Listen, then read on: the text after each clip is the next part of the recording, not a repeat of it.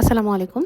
এখানে 7 সপ্তাহের একটি আল্ট্রাসোনোগ্রাফির ভিডিও দেখানো হয়েছে। বাচ্চাটির হার্টবিট রেগুলার এবং তার প্লাসেন্টা পোস্টেরিয়রলি ফর্মেশন হওয়া শুরু হয়ে গেছে। এখানে আমরা জরায়ুতে কিছুটা সমস্যা দেখতে পাচ্ছি। যেমন দেখুন, খুব স্পষ্টভাবে টিউমার দেখা যাচ্ছে অ্যান্টেরিয়র মায়োমেট্রিয়ামে, জরায়ুর সামনের দিকে। আবার পিছনের দিকেও একটা বেশ বড় টিউমার আছে, খুব বেশি বড় না, মাঝারি সাইজের আসলে। এবং তার লোয়ার সেগমেন্টের দিকেও 2টা টিউমার আছে ছোট ছোট।